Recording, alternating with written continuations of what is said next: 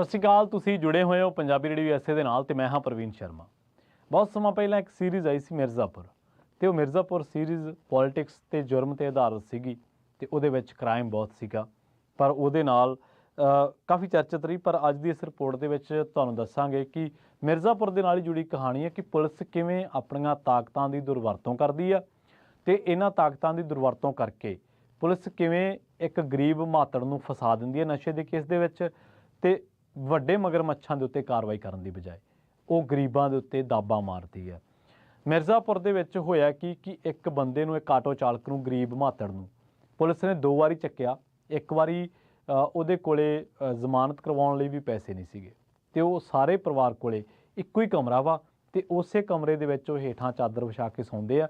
ਤੇ ਇਹ ਜਿਹੜਾ ਮਿਰਜ਼ਾਪੁਰ ਦੇ ਵਿੱਚ ਰਹਿਣ ਵਾਲਾ ਗਰੀਬ ਆਟੋ ਚਾਲਕ, ਇਹਦਾ ਨਾਮ ਆ ਸੁਲੇਮਾਨ। ਔਰ ਮਾफ़ ਕਰਨਾ, ਮੈਂ ਗਰੀਬ ਲਫ਼ਜ਼ ਉਹਦੇ ਲਈ ਵਰਤਣਾ ਨਹੀਂ ਚਾਹੁੰਦਾ ਸੀਗਾ, ਪਰ ਕਿਉਂਕਿ ਉਹਦੀ ਇਕਨੋਮਿਕ ਹਾਲਤ ਸੀਗੀ ਸੋ ਇੱਕ ਸਧਾਰਨ ਕਹਿ ਦਿੰਦੇ ਆਪਾਂ। ਗਰੀਬ ਲਫ਼ਜ਼ ਕਈ ਵਾਰੀ ਤੁਹਾਨੂੰ ਲੱਗਦਾ ਕਿ ਸ਼ਾਇਦ ਉਹਦੀ ਹਸਤੀ ਨਾਲ ਆਪਾਂ ਨਿਆਂ ਨਹੀਂ ਕਰ ਸਕਦੇ, ਪਰ ਚਲੋ ਫਿਰ ਵੀ। ਪਰ ਉਹਨੂੰ ਪੁਲਿਸ ਨੇ, ਸੁਲੇਮਾਨ ਨੂੰ, 2 ਵਾਰੀ ਚੱਕਿਆ। ਔਰ ਉਹਨਾਂ ਦੇ ਜਿਹੜੇ ਮਾਤਾ ਜੀ ਆ ਉਹ ਆਪਣੇ ਘਰ ਦਾ ਗੁਜ਼ਾਰਾ ਕਰਨ ਵਾਸਤੇ ਲੋਕਾਂ ਦੇ ਘਰਾਂ ਦੇ ਵਿੱਚ ਕੰਮ ਕਰਦੇ ਆ ਤੇ ਉਹਨਾਂ ਕੋਲੇ ਉਹਦੀ ਜ਼ਮਾਨਤ ਕਰਵਾਉਣ ਵਾਸਤੇ ਵੀ ਪੈਸੇ ਨਹੀਂ ਸੀਗੇ, 25,000 ਰੁਪਈਆ। ਤੇ ਉਹਨਾਂ ਨੇ ਬੜੀ ਮੁਸ਼ਕਲ ਦੇ ਨਾਲ ਲੈ ਦੇ ਕੇ ਕਿਤੋਂ ਫੜ ਫੜਈਆ ਕਰਕੇ ਕਿਸੇ ਨੂੰ ਕਿਵੇਂ ਕਿਹਾ ਹੋਣਾ, ਮਿੰਨਤ ਤਰਲੇ ਕਰਕੇ, ਤੇ ਉਹਨਾਂ ਨੇ ਜ਼ਮਾਨਤ ਕਰਵਾਈ। 4 ਮਹੀਨਿਆਂ ਬਾਅਦ ਫਿਰ ਪੁਲਿਸ ਨੇ ਚੱਕ ਲਿਆ ਤੇ ਉਸ ਸੁਲੇਮਾਨ ਨੂੰ, ਆਟੋ ਚਾਲਕ ਨੂੰ, ਜੱਜ ਨੇ ਉਸ ਤੋਂ ਬਾਅਦ ਥੋੜ੍ਹੇ ਸਮੇਂ ਬਾਅਦ ਜਦੋਂ ਉਹਨੂੰ ਫਿਰ ਪੇਸ਼ ਕੀਤਾ ਗਿਆ, ਉਹਨੂੰ ਰਿਹਾ ਕੀਤਾ ਔਰ ਫਟਕਾਰ ਲਾਈ ਦਰੋਗੇ ਤੇ ਬਕਾਇਦਾ ਕੇਸ ਦਰਜ ਕਰਨ ਦੀ ਹਦਾਇਤ ਕੀਤੀ ਕਿ ਇਹ ਬੰਦਿਆਂ ਨੇ ਆਪਣੀਆਂ ਪਾਵਰ ਦੀ ਵਰਤੋਂ ਕਰਕੇ, ਆਪਣੀ ਵਰਦੀ ਦੀ ਗੁੰਡਾਗਰਦੀ ਦਿਖਾ ਕੇ, ਇਹਨਾਂ ਨੇ ਇੱਕ ਆਮ ਸਧਾਰਨ ਬੰਦੇ ਨਾਲ, ਜਿਹੜਾ ਕਿ ਫਾਈਨੈਂਸ਼ੀਅਲੀ ਤੌਰ ਤੇ, ਜਿਹੜਾ ਕਿ ਆਰਥਿਕ ਤੌਰ ਤੇ ਬੜਾ ਕਮਜ਼ੋਰ ਆ, ਉਹਦੇ ਨਾਲ ਧੱਕਾ ਕੀਤਾ। ਪੂਰੀ ਕਹਾਣੀ ਕੀ ਆ? ਅਸਲ ਦੇ ਵਿੱਚ ਮਿਰਜ਼ਾਪੁਰ ਜ਼ਿਲ੍ਹੇ ਦੀ ਇੱਕ ਅਦਾਲਤ ਨੇ ਝੂਠੇ ਕੇਸ ਦੇ ਵਿੱਚ ਫਸਾਏ ਨਿਰਦੋਸ਼ ਵਿਅਕਤੀ ਨੂੰ ਬਰੀ ਕਰਦਿਆਂ ਪ੍ਰਸ਼ਾਸਨ ਨੂੰ ਸਖਤ ਫਟਕਾਰ ਲਾਈ ਆ। ਅਦਾਲਤ ਨੇ ਮਿਸਾਲੀ ਫੈਸਲਾ ਦਿੱਤਾ ਵਾ ਤੇ ਕਿਹਾ ਵਾ ਕਿ ਝੂਠਾ ਕੇਸ ਮੜਨ ਵਾਲੇ ਦਰੋਗੇ ਤੇ 2 ਸਿਪਾਹੀਆਂ ਦੇ ਵਿਰੁੱਧ ਮੁਕੱਦਮਾ ਦਰਜ ਕੀਤਾ ਜਾਵੇ। ਇਹਨਾਂ ਨੇ ਇਮਾਮਬਾੜਾ ਉੱਥੇ ਇਲਾਕਾ ਵਾ, ਉਹਦੇ ਆਟੋ ਚਾਲਕ 20 ਸਾਲਾ ਸੁਲੇਮਾਨ, 20 ਸਾਲਾ ਇੱਕ ਬੱਚਾ ਵਾ, ਉਹਨੂੰ 29 ਜੂਨ 2021 ਨੂੰ ਗ੍ਰਿਫਤਾਰ ਕੀਤਾ ਸੀਗਾ। ਉਹਦੇ ਉੱਤੇ ਨਸ਼ਾ ਪਾਊਡਰ ਰੱਖਣ ਦਾ ਦੋਸ਼ ਲਾ ਕੇ ਕੇਸ ਦਾਇਰ ਕਰ ਦਿੱਤਾ ਗਿਆ ਤੇ ਅਦਾਲਤ ਨੇ ਉਹਨੂੰ ਜੇਲ੍ਹ ਭੇਜ ਦਿੱਤਾ। ਸੁਲੇਮਾਨ ਦੇ ਮਾਤਾ ਜੀ ਲੋਕਾਂ ਦੇ ਘਰਾਂ ਦੇ ਵਿੱਚ ਭਾਂਡੇ ਮਾਂਜਦੇ ਨੇ, ਝਾੜੂ ਫੇਰਦੇ ਨੇ। ਉਹਨਾਂ ਨੇ ਪੁੱਤ ਨੂੰ ਜ਼ਮਾਨਤ ਉੱਤੇ ਛਡਵਾਉਣ ਦੇ ਲਈ ਕੋਈ ਪੈਸਾ ਨਹੀਂ ਸੀ ਉਹਨਾਂ ਦੇ ਕੋਲੇ। ਇੱਕੋ ਕਮਰੇ ਦੇ ਮਕਾਨ ਦੇ ਵਿੱਚ ਸਾਰਾ ਪਰਿਵਾਰ ਹੇਠਾਂ ਪੁੰਜੇ ਚਾਦਰ ਵਿਛਾ ਕੇ ਸੌਂਦਾ ਵਾ ਤੇ ਨਾ ਘਰ ਦੇ ਵਿੱਚ ਬਿਜਲੀ ਹੈ, ਨਾ ਗੈਸ ਸਿਲੰਡਰ ਹੈ ਤੇ ਨਾ ਕੋਈ ਰਾਸ਼ਨ ਕਾਰਡ ਹੈ। ਉਹਨਾਂ ਨੇ ਕਿਸੇ ਤੋਂ ਕਰਜ਼ ਲਿਆ ਵਾ ਔਰ ਮਾਤੜ ਬੰਦੇ ਨੂੰ, ਗਰੀਬ ਬੰਦੇ ਨੂੰ ਕਰਜ਼ ਵੀ ਬੜੀ ਮਹਿੰਗੇ ਵਿਆਜ ਦੀ ਦਰ ਤੇ ਮਿਲਦਾ ਵਾ। ਤੇ ਉਸ ਤੋਂ ਬਾਅਦ ਉਹਦੀ ਜ਼ਮਾਨਤ ਕਰਵਾਈ। 6 ਮਹੀਨੇ ਜੇਲ੍ਹ ਦੇ ਵਿੱਚ ਰਿਹਾ। 6 ਮਹੀਨਿਆਂ ਦੇ ਵਿੱਚ ਸੁਲੇਮਾਨ ਦੇ ਘਰ ਦਾ ਗੁਜ਼ਰ ਬਸਰ ਕਿਵੇਂ ਹੋਇਆ ਕਿਸੇ ਨੂੰ ਨਹੀਂ ਪਤਾ। ਉਹਨਾਂ ਨੇ ਕੀ ਤੰਗੀਆਂ ਤੁਰਸ਼ੀਆਂ ਕੱਟੀਆਂ, ਕਿਹੋ ਜਿਹੇ ਔਖੇ ਹਾਲਾਤਾਂ ਦੇ ਵਿੱਚੋਂ ਲੰਘੇ, ਕਿਸੇ ਨੂੰ ਨਹੀਂ ਇਹਦੇ ਬਾਰੇ ਅੰਦਾਜ਼ਾ ਹੋਣਾ। 6 ਮਹੀਨੇ ਉਹ ਅੰਦਰ ਰਿਹਾ। 6 ਮਹੀਨੇ ਅੰਦਰ ਰਹਿਣ ਤੋਂ ਬਾਅਦ ਉਹਨੇ ਫਿਰ ਆਟੋ ਚਲਾਇਆ। ਫਿਰ ਕੀ ਹੋਇਆ, ਇੱਕ ਦਿਨ ਪੁਲਿਸ ਵਾਲੇ ਆਏ ਤੇ ਸੁਲੇਮਾਨ ਨੂੰ ਲੈ ਗਏ। ਸੁਲੇਮਾਨ ਫਿਰ 4 ਮਹੀਨੇ ਰਿਹਾ ਜੇਲ੍ਹ ਦੇ ਵਿੱਚ।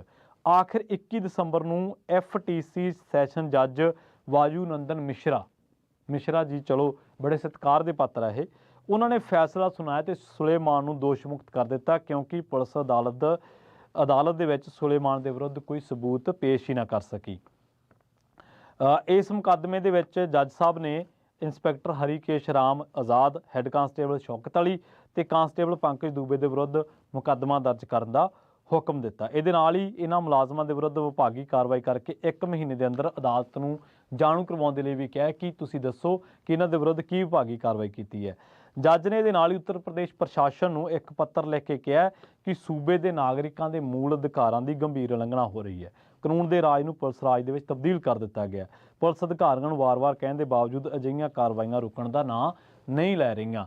ਇਹ ਜਿਹੜੇ ਜਿਨ੍ਹਾਂ ਦਾ ਨਾਂ ਲਿਆ ਮੈਂ, ਜਿਹੜੇ ਹਰੀਕੇਸ਼ ਰਾਮ ਆਜ਼ਾਦ, ਹੈੱਡ ਕਾਂਸਟੇਬਲ ਸ਼ੌਕਤ ਅਲੀ ਤੇ ਕਾਂਸਟੇਬਲ ਪੰਕਜ ਦੂਬੇ, ਇਹਨਾਂ ਸ਼ੌਕਤ ਅਲੀ, ਪੰਕਜ ਦੂਬੇ ਵਰਗੇ, ਰਾਮ ਆਜ਼ਾਦ ਵਰਗੇ ਹਜ਼ਾਰਾਂ ਲੋਕ ਨੇ ਉੱਤਰ ਪ੍ਰਦੇਸ਼ ਦੀ ਪੁਲਿਸ ਦੇ ਵਿੱਚ, ਜਿਹੜੇ ਤੜਕੇ ਹੱਥ ਨੇ ਉੱਥੋਂ ਦੀ ਲੰਘਦੇ, ਜਿਹੜੇ ਮਵਾਲੀ ਟਾਈਪ ਲੋਕ ਨੇ, ਉੱਥੋਂ ਦੇ ਕਈ ਸਿਆਸਤਦਾਨ ਨੇ, ਉਹਨਾਂ ਨੂੰ ਸਲੂਟ ਮਾਰਦੇ ਨੇ ਤੇ ਉਹਨਾਂ ਦੀ ਸਿਆਸੀ ਭਗਤੀ ਕਰਦੇ ਨੇ। ਇਹੋ ਜਿਹੇ ਬਥੇਰੇ ਲੋਕ ਨੇ ਔਰ ਉਹਨਾਂ ਦੇ ਦਰਾਂ ਦੇ ਮੂਹਰੇ ਖੜੇ ਰਹਿੰਦੇ ਨੇ। ਹਾਲਾਂਕਿ ਖੜਨਾ ਇਹਨਾਂ ਦੀ ਡਿਊਟੀ ਹੈ, ਪਰ ਇਹ ਉਸ ਸਟੈਪ ਤੋਂ ਡਿਊਟੀ ਕਰਨਾ ਇੱਕ ਵੱਖਰੀ ਗੱਲ ਹੈ, ਪਰ ਕਿਸੇ ਦੀ ਚਾਪਲੂਸੀ, ਡਿਊਟੀ ਵਰਦੀ ਪਾ ਕੇ ਚਾਪਲੂਸੀ ਕਰਨਾ, ਔਰ ਖਾਸ ਕਰਕੇ ਸਿਆਸੀ ਬੰਦੇ ਦੀ ਜਿਹਦਾ ਕੋਈ ਅਖਲਾਕ ਨਹੀਂ ਹੈ, ਜਿਹਦਾ ਕੋਈ ਸਿਧਾਂਤ ਨਹੀਂ ਹੈ, ਜਿਹਦਾ ਕੋਈ ਮਿਆਰ ਨਹੀਂ ਹੈ ਡਿੱਗਣ ਦਾ, ਉਹਨਾਂ ਦੀ ਕਰਨਾ।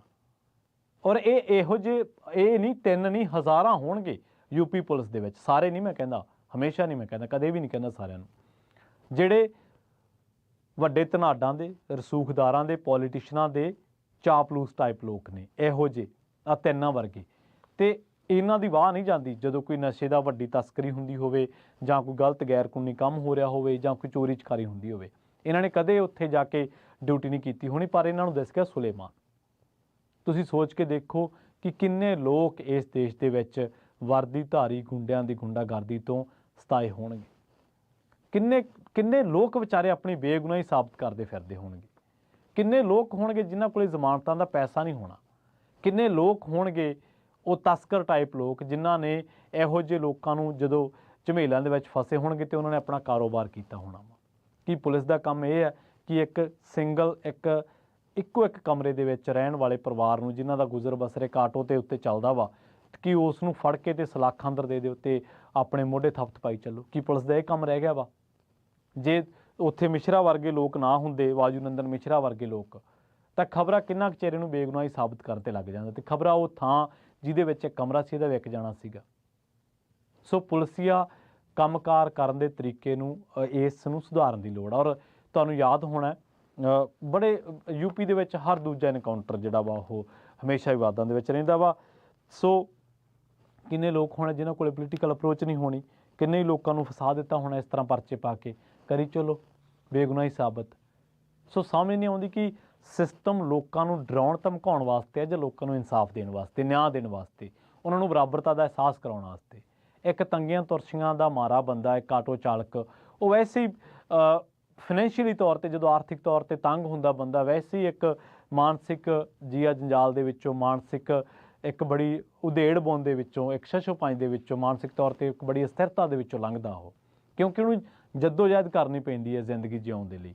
ਔਰ ਜੇਕਰ ਉਸ ਜੱਦੋ-ਜਹਿਦ ਦੇ ਦੌਰਾਨ ਉਹਦੇ ਨਾਲ ਕੋਈ ਵਧੀਕੀ ਹੋ ਜਾਵੇ, ਔਰ ਉਹ ਵਧੀਕੀ ਵੀ ਉਹਦੇ ਨਾਲ ਕਾਨੂੰਨ ਦੀ ਰਾਖੀ ਕਰਨ ਵਾਲੇ ਬੰਦੇ ਕਰਨ, ਤਾਂ ਕਿੰਨੀ ਜੱਗੋ ਤੇਰਵੀਂ ਗੱਲ ਹੈ, ਕਿੰਨੀ ਮਾੜੀ ਗੱਲ ਆ।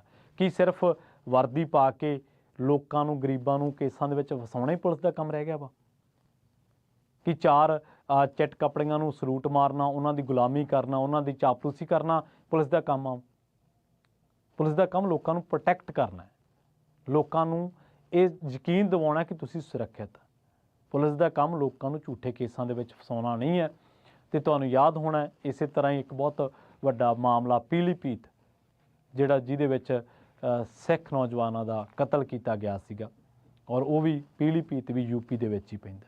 ਔਰ ਉੱਥੋਂ ਦੀ ਪੁਲਿਸ ਦੀ ਕਾਰਕਰਦਗੀ ਹਮੇਸ਼ਾ ਵਿਵਾਦਾਂ ਦੇ ਵਿੱਚ ਰਹੀ ਹੈ। ਔਰ ਤੁਸੀਂ ਸੋਚ ਕੇ ਵੇਖੋ ਨਾ, ਹਜ਼ਾਰਾਂ ਸੈਂਕੜੇ ਸੁਲੇਮਾਨ ਵਰਗੇ ਨੌਜਵਾਨਾਂ ਦੇ ਬਾਰੇ, ਜਿਨ੍ਹਾਂ ਨੂੰ ਆਪਣੀ ਬੇਗੁਨਾਹੀ ਸਾਬਤ ਕਰਨ ਦੇ ਲਈ ਹਰ ਰੋਜ਼ ਜ਼ਿੱਲਤ, ਹਰ ਰੋਜ਼ ਦਰ ਦੀਆਂ ਠੋਕਰਾਂ ਖਾਣੀਆਂ ਪੈਂਦੀਆਂ ਵਾ। ਜਲਦ ਮਿਲਾਂਗੇ